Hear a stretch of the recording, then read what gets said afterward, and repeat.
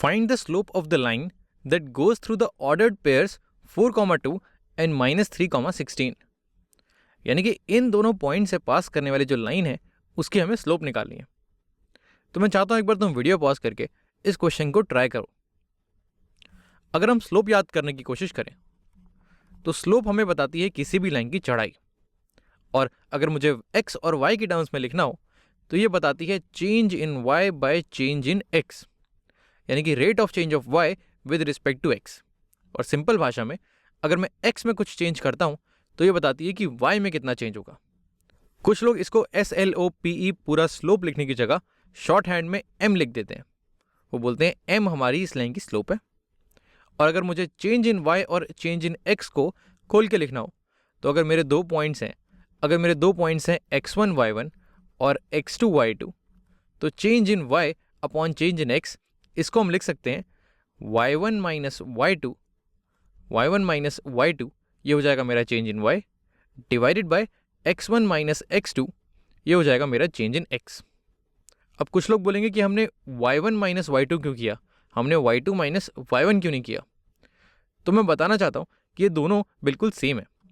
अगर मैं ऊपर और नीचे -1 से मल्टीप्लाई कर दूँ तो मेरा आंसर सेम रहेगा, लेकिन ये जो मेरा एक्सप्रेशन है ये हो जाएगा y2 minus y1 divided by x2 minus x1। तो तुम चाहो तुम किसी भी पॉइंट से शुरू करके किसी दूसरे पॉइंट पे पहुंच सकते हो, तुम्हारी स्लोप हमेशा सेम रहेगी। तो चलो एक काम करते हैं, इस फॉर्मूले को यूज करके ये जो हमें पॉइंट्स दिए हुए हैं इनसे पास होने वाली लाइन की स्लोप निकालते हैं। तो अगर मैं स्टार्ट करूं 4,2 से, मान लेते हैं मैं स्टार्ट करता हूं 4,2 से, मैं यहाँ लिखता हूं स्टार्ट, और ये मेरा पॉइंट है 4,2। 4,2 से चलते हुए हम आते हैं -3,16 पे। तो यहाँ मैं लिखता हूँ मेरा जो एंड है, यहाँ मैं लिखता हूँ ये जो मेरा एंड है ये हो जाएगा -3,16। अब देखते हैं चेंज इन x और चेंज इन y कितना आया। तो अगर मैं x की बात करूं तो x मेरा 4 से बदल के -3 हो गया। तो अगर मैं इसकी चेंज की बात करूं तो हो जाएगा एंड जो है -3 माइनस 4, फाइनल में से मैंने इनिशियल माइनस कर दिया। तो जो मेरा चेंज इन x है ये हो जाएगा -3 - 4, यानी कि ये हो जाएगा मेरा -7। तो चेंज इन x मेरा -7 है, यानी कि इसकी वैल्यू 7 यूनिट घट चुकी है। अब अगर मैं चेंज इन y की बात करूं तो ये है 2 से 16, यानी कि पहले ये 2 था अब ये 16 हो गया, तो इसकी वैल्यू बढ़ गई है।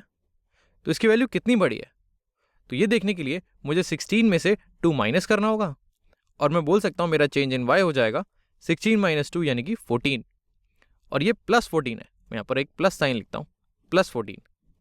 तो यानी कि मेरी जो y है वो 14 यूनिट बढ़ चुकी है। तो अब मेरे पास चेंज इन x भी आ गया और चेंज इन y भी आ गया, तो मैं यहाँ से इसकी स्लोप निकाल सकता हूँ। इसकी स्लोप हो जाएगी change in y by change in x, यानी कि +14 डिवाइडेड बाय -7। यहाँ मैं लिख सकता हूँ +14 डिवाइडेड बाय -7, और 14 बाय -7 ये हो जाएगा मेरा 2, और एक माइनस साइन जो यहाँ घूम रहा है ये इसको बना देगा -2। तो यानी कि मेरी लाइन की स्लोप जो हमें निकालनी है वो बराबर है -2 के। लेकिन अगर हम उल्टा स्टार्ट करते, अगर मैं इस -3 और 16 से शुरू करके 4,2 तक पहुंचता तो भी क्या मेरी स्लोप -2 आती? चलो देखते हैं।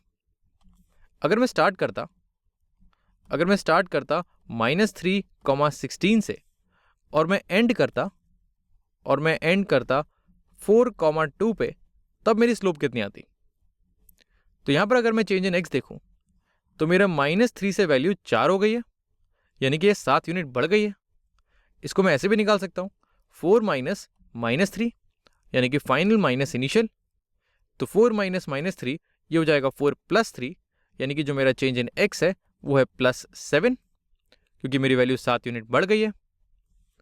और अगर मैं चेंज इन y की बात करूं तो पहले मैं 16 था, फिर मैं घट के 2 हो गया, तो मेरी वैल्यू कितनी घटी ये निकालने के लिए मैं बोल सकता हूं कि फाइनल माइनस इनिशियल 2 माइनस 16, तो मेरा चेंज इन y ये हो जाएगा 2 माइनस 16 यानी कि -14, यानी कि y मेरी वैल्यू जो है ये 14 यूनिट घट गई है।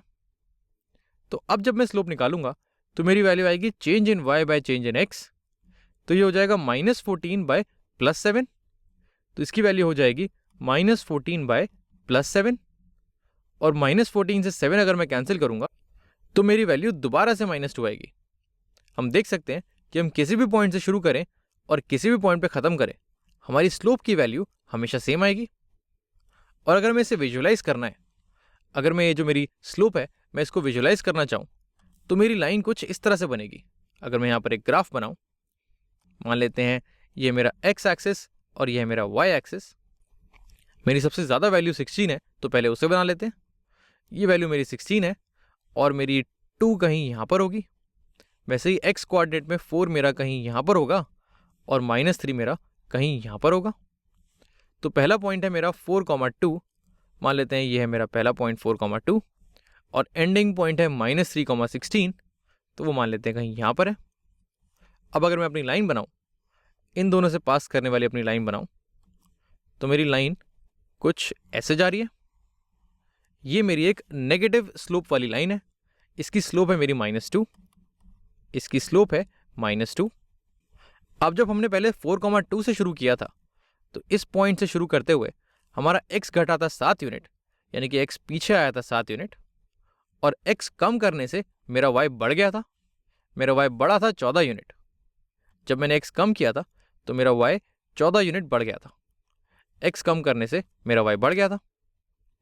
और जब हमने उल्टा शुरू किया था, जब हमने -3,16 से शुरू किया था, तब मेरा x बढ़ाने से, जब मैंने x 7 यूनिट बढ़ाया, मेरा x 7 यूनिट बढ़ाने से मेरा y घट गया था।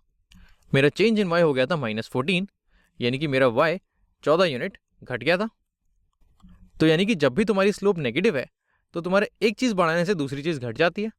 जब तुम x बढ़ाते हो तो y घट जाता है, और जब तुम x कम करते हो तो y मेरा बढ़ जाता है। तो नेगेटिव स्लोप वाली लाइन में काम हमारा थोड़ा उल्टा चलता है। यही अगर मेरी स्लोप पॉजिटिव होती, अगर यही चीज़ मेरी स्लोप पॉजिटिव होती, तो मेरी लाइन कुछ इस तरह से होती। मेरा x बढ़ाने से y बढ़ता और मेरा x कम करने से y कम होता। ये होती है मेरी पॉजिटिव स्लोप और इसका उल्टा होता है मेरा नेगेटिव स्लोप में।